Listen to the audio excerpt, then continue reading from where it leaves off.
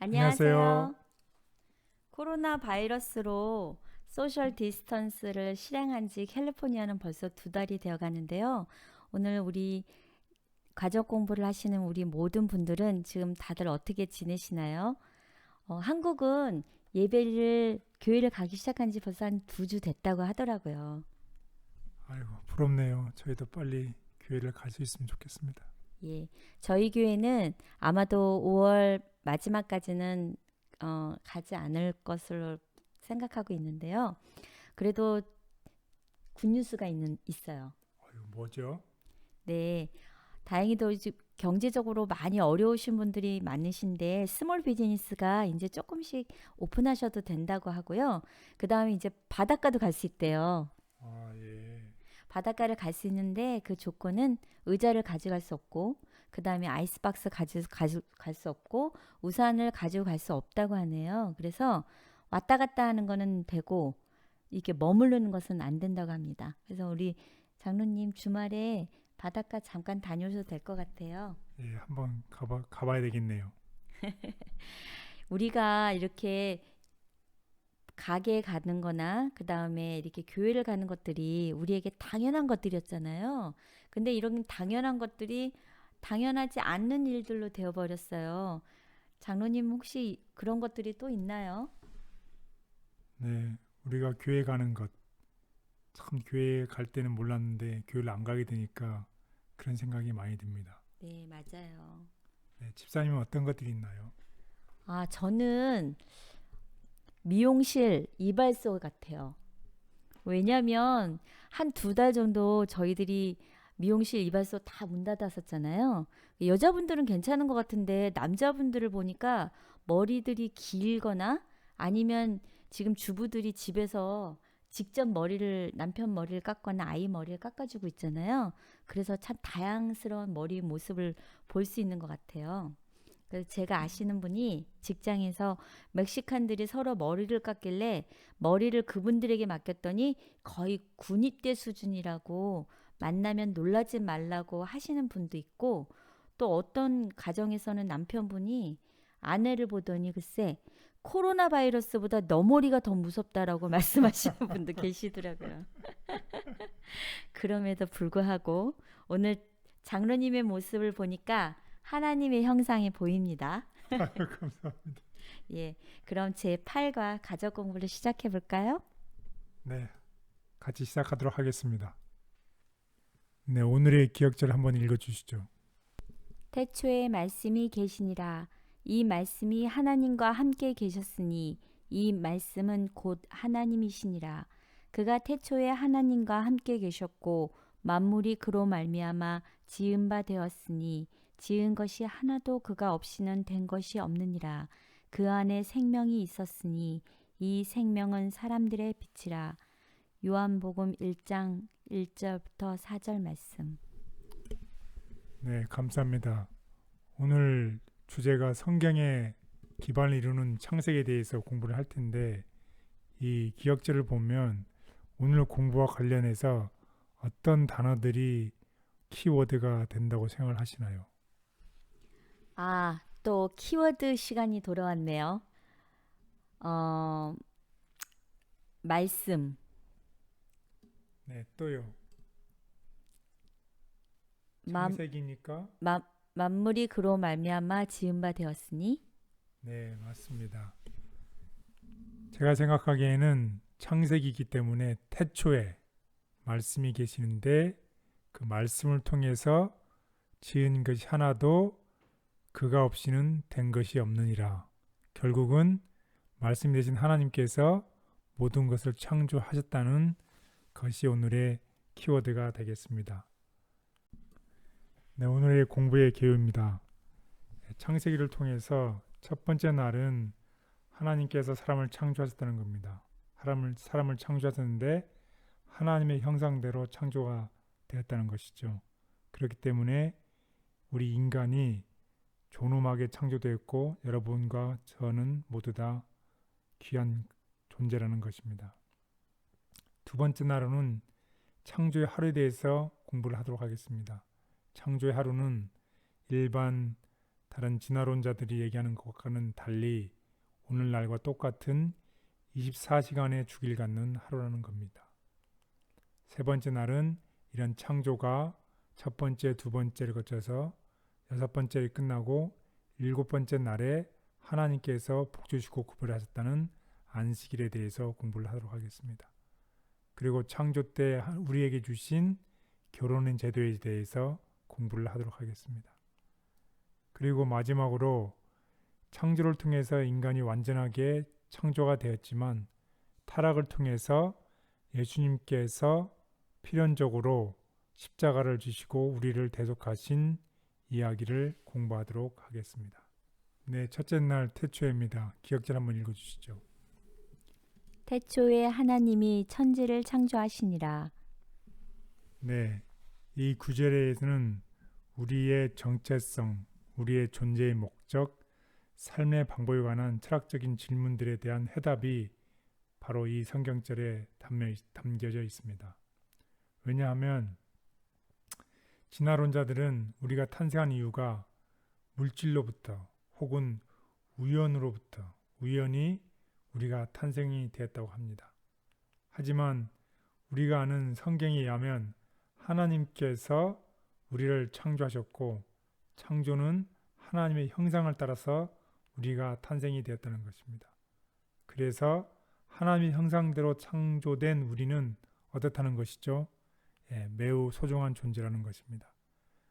진화론자들이 말하는 것처럼 우연에 의해서 또 어떤 물질에 의해서 우리가 탄생이 된 것이 아니라 우리는 하나님의 형상으로부터 탄생이 되었기 때문에 우리는 하나님의 계획에 따라서 우리가 이 세상에 태어났고 그래서 우리는 모두 다 소중한 존재라는 것입니다. 창조는 성경 전체의 주요한 토대이며 성경은 이 세상을 만든 분이 예수님이시라는 사실과 그분을 통해 모든 것이 회복되고 완성되리라는 소망을 알려준다. 태초에는 완전했던 인간의 형상. 태초에 하나님께서는 인간을 당신의 형상대로 창조하시고 그들에게 고상한 특성을 부여하셨다. 인간의 마음은 균형이 잘 잡혀 있었고 온몸의 능력은 모두 다 잘 조화되어 있었다. 그러나 타락과 그 결과는 이 선물들을 그르쳤다. 부조와 선지자 595. 주께서 세상을 지으셨을 때 가지셨던 좋은 뜻이 세상에서 실현되기를 원합니다. 무엇보다 사람을 하나님의 형상으로 빚으셨을 때 가지셨던 거룩한 목적이 제 삶을 통해서 아름답게 성취되기를 간절히 원합니다. 아멘. 네, 둘째 날 창조의 하루에 대해서 그 시간이 얼마인지 한번 공부를 하도록 하겠습니다. 기억절을 읽어주시죠. 하나님이 빛을 낮이라 부르시고 어둠을 밤이라 부르시니라. 저녁이 되고 아침이 되니 이는 첫째 날이니라. 창세기 1장 5절 말씀. 네, 이 성경절은 아주 중요한 말씀입니다. 우리가 창조의 하루가 시간이 얼마인지를 명확하게 알려주는 성경절입니다. 저녁이 되고 아침이 되니 이는 첫째 날입니다. 그래서 창조의 하루는 일반 진화론자들은 생명의 탄생을 위한 아주 긴 시간이라고 얘기를 하고 있습니다. 하지만 이 성경에서는 이 창조의 하루는 문자적인 하루, 곧 우리가 지금 현재 살고 있는 24시간의 주기를 가진 하루라고 얘기를 하고 있습니다. 성경에서 얘기하는 이 첫째 날이라는 이 하루는 히브리어로는 에하드라는 말인데 이 하루는 이 기술을 나타냅니다. 그리고 둘째 날서부터는 서수가 되는 순서를 나타내는 second, third, fourth, fifth, sixth and seventh 일곱째 날을 얘기하고 있습니다. 그래서 성경에서는 이 일곱째 날이 순서대로 돌아가선 사이클이 되는 반복이 되는 날입니다. 그래서 한 주간이 일주일이 되겠습니다. 그 일주일은 일곱째 날로 이루어지게 되겠습니다. 특별히 첫 번째 날을 시작해서 마지막 몇 번째 날까지라고요? 일곱째 날이요. 네, 일곱째 날입니다. 여기에 대해서는 다음에 또 공부하도록 하겠습니다. 창조 기사에 사용된 날이라는 말은 일관성 있게 문자적인 하루를 뜻하며 하나님은 그 의미를 기초로 우리에게 안식일 계명을 제시하였다. 창조 시의 하루는 오늘날의 하루와 동일함. 성경은 이 세상이 오랜 세월을 통하여 혼돈 상태에서 서서히 진화되었다는 것을 인정하지 않는다. 창조의 하루는 그 뒤에 잇따른 모든 날처럼 저녁과 아침으로 되었다고 거룩한 기록은 선언한다. 매일의 끝에 창조주의 일의 결과가 발표되어 있다. 부조와 선지자 111. 아버지, 제가 무의미하게 보냈던 숱한 나날이 그토록 소중한 시간이었음을 느낍니다. 오늘 하루 하나님이 계신 제 삶에서 파괴되었던 것들이 회복되고 창조의 조화와 질서가 자리 잡기를 간절히 원합니다. 아멘. 네, 하나님께서 태초에 저희들에게 주신 안식일과 결혼 제도가 있습니다. 오늘은 먼저 안식일에 대해서 공부를 해보도록 하겠습니다. 기억절 한번 읽어주시죠. 하나님이 그가 하시던 모든 일을 그치고 일곱째 날에 안식하시니라. 하나님이 그 일곱째 날을 복되게 하사 거룩하게 하셨으니 창세기 2장 2절에서 3절 말씀. 네, 하나님께서 일곱째 날을 복되게 하시고 또 거룩하게 하셨다는 것입니다. 창조의 하루는 우리가 오늘날 같이 동일한 24시간인데 아까도 말씀드린 것처럼 하루가 24시간이고 두 번째 날부터는 제가 서술 쓴다고 그랬죠. 그래서 second, third, fourth, 그래서 seventh day, 일곱째 날까지가 서술로 쓰게 되어 있습니다. 그런데 일곱째 날에 해당되는 seventh day에 하나님께서는 복을 주시고 거룩하게 해 주셨다는 것입니다. 그래서 이 안식일은 특별히 하나님과 백성 사이에 영원한 징표이기 때문에 더욱 중요한 것이고, 이 안식일은 히브리 백성들에게만 주신 것이 아니라 모든 인류에게 주신 것입니다. 창조 기사에서 제7일은 유일하게 복을 받은 날이며 하나님이 거룩하게 하신 날로서 하나님은 그날의 중요성을 10계명의 넷째 계명으로 기록하셨다. 거룩한 목적으로 구별하신 안식일. 하나님께서는 안식일에 쉬셨기 때문에 일곱째 날을 복주시고 거룩하게 하셨다. 즉 거룩한 목적에 사용되도록 구별하셨다. 하나님께서는 이 날을 아담에게 휴식의 날로 주셨다. 안식일은 창조 사업의 기념물이었으며 따라서 하나님의 능력과 사랑의 표징이었다. 각 시대의 소망 281. 6일 동안 전쟁을 치르느라 정신이 없었습니다. 제7이 돼서야 비로소 창조주 하나님을 바라봅니다. 제가 왜 이 세상에 태어났는지, 어떤 사랑과 축복을 받고 있는지 기억하고 하나님께 감사와 찬양을 드립니다. 아멘. 네, 넷째 날 창조와 결혼입니다. 기억절 한번 읽어주시죠. 남자가 부모를 떠나 그의 아내와 합하여 둘이 한 몸을 이룰지로다. 창세기 2장 24절 말씀. 네, 창세기 2장을 보면 분명하게 이 남자와 여자가 서로 합해서 한 몸을 이룬다고 얘기를 하고 있습니다. 성경에서는 분명하게 결혼이 부모에게서 태어난 한 남자와 한 여자 사이에 성립되어야 한다는 점을 분명히 하고 있습니다. 오늘날 같이 허용이 되는 동성 간의 결혼이 아니라 성경에서 말하는 결혼은 한 남자와 한 여자의 사이의 결혼이라는 것을 분명히 하고 있습니다. 마찬가지로 우리는 우리의 신랑이신 예수님이 있습니다. 또 우리는 예수님의 신부입니다. 우리는 예수님과 마찬가지로 한 몸이 되어야 되며 우리는 예수님과 같은 생각 또 예수님의 품성을 받아들여야만 합니다.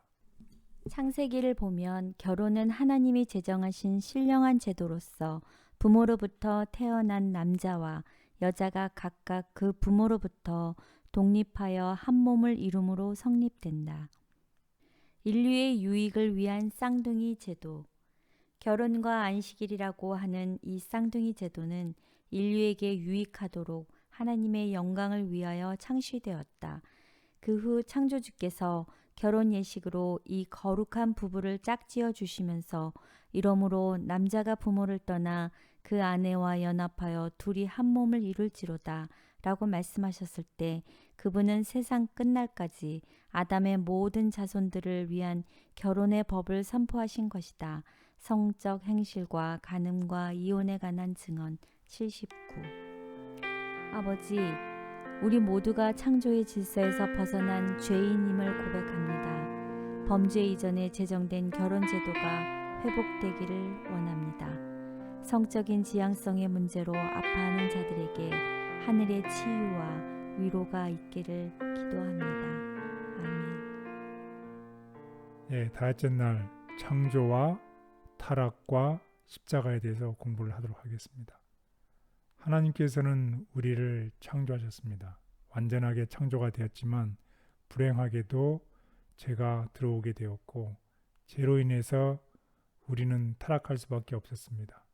그리고 이 타락한 우리를 위해서 메시아가 오셨고 그리스도께서 죽을 수밖에 없었고 그리스도가 십자가의 죽음을 통해서 부활하셨고 그리고 부활을 통해서 우리가 이전의 상태로 돌아가는 재창조의 삶을 살게 되었습니다. 하지만 만약에 이것을 진화론자의 관점에서 보면 모든 일이 진화가 되었고 죄가 없었고 그리스도가 죽을 필요가 없었습니다. 왜냐하면 죄가 없었기 때문에. 그리고 그리스도의 죽음이 필요 없었기 때문에 십자가가 필요 없었습니다. 진화론자의 관점에서 보면 우리는 그리스도와 아무런 필요가 없습니다. 이것은 진화론자는 기독교의 근간을 흔드는 아주 위험한 사상이 되겠습니다. 그리고 창조론의 관점이 오늘 우리가 살아가는 오늘날에 왜 중요한가 그거에 대해서 알아보도록 하겠습니다. 우리가 살다 보면은 죄가 태초에 발생했던 것처럼 문제가 발생을 합니다. 이 문제 발생으로 인해서 우리는 여러 가지 어려움에 직면하게 되어 있습니다. 하지만 이런 어려움에 직면했을 때 우리의 구주 되신 그리스도께서는 반드시 이 일에 개입을 하시고 또 개입하심으로 인해서 이 문제가 해결이 되고 이 문제가 해결이 됨으로 인해서 회복이 일어난다는 것입니다.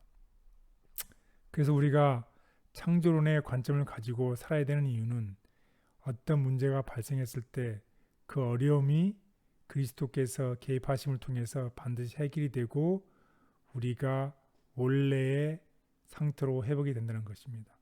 창조를 통해서 죄가 이 세상에 들어오고 그리스도께서 십자가에 죽어 십자가에 돌아 달리심으로 그 문제를 해결하셨던 것처럼 똑같이 오늘날 우리가 살아가는 이 세상에 있어서도 문제가 발생했을 때 우리는 반드시 예수님께서 우리의 문제에 개입하실 것이고 그 문제를 회복해 주실 것이라는 것을 믿는 믿음, 그것이 곧 창조론의 믿음이 되겠습니다. 창조와 타락과 십자가는 구속의 역사에서 필연적으로 이어지는 주요 사건들인데 진화론은 그런 관련성을 제거함으로써 기독교의 근간을 무너뜨린다. 불신을 주장하는 진화론. 진화론과 이와 유사한 오류가 유치원으로부터 대학에 이르는 각급 학교에서 가르쳐지고 있다. 그리하여 하나님에 대한 지식을 가르쳐야 할 과학의 연구가 사람의 이론과 가설들로 혼합된 잘못된 이론에 의하여 하나님을 불신하는 일을 조장하고 있다. 교육 227. 네, 이제 공부를 마무리하면서 요약을 해보도록 하겠습니다. 첫 번째는 창세기는 시작의 책으로서 이후의 성경 내용을 이해하는 데 중요한 실마리를 제공한다는 것입니다. 두 번째로 무엇보다 창조와 타락 그리고 십자가는 구속의 역사를 구성하는 필연적인 요소이기 때문에 창조의 실제성을 부인할 때 성경의 근간은 무너질 수밖에 없다는 것입니다. 창세기 하면 늘 들었던 창조의 이야기만 생각이 났었습니다. 첫째 날 빛을 만드시고 둘째 날 궁창을 만드시고 제7일 안식일에 쉬셨더라. 오늘은 그 외 창세기가 이렇게 중요한 성경의 토대를 제공하고 우리에게 주요한 창조와 진화론에 대한 가르침이 교리의 기원이 있음을 처음 깨달았습니다. 하나님께서 자기의 형상대로 인간을 창조하셨고 타락한 우리를 위해 재창조와 회복을 위해 독생자 예수님을 보내시기까지 애쓰셨던 하나님의 마음을 헤아려 보았습니다. 마치 우리에게 코로나 바이러스로 고생하는 우리 모두에게 백신이 큰 희망이 되듯이 죄로 인해 죽을 수밖에 없는 우리를 회복되기 위한 유일한 희망으로 예수 그리스도임을 깨달았습니다. 완전하게 우리를 창조하셨지만 죄로 인해 때론 우리의 삶이 힘들고 그리고 관계들이 파괴되어 괴로운 순간들을 많이 경험하게 되지요. 그것들이 모두 예수님의 은혜를 통해 다시 회복되어 우리의 삶이 창조 때와 같이 조화와 질서가 자리 잡기를 간절히 원하고 기도합니다.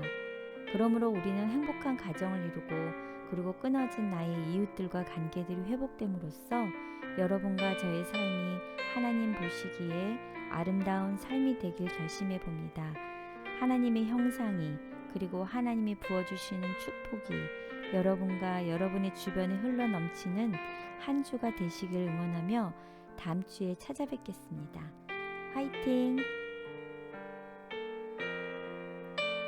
아버지께서 창조하신 완전한 세상을 죄가 오염시켰고 우리에게 죽음이 이르러 왔지만 이 모든 잘못을 되돌리기 위해 예수님이 십자가에서 죽으셨음을 믿습니다.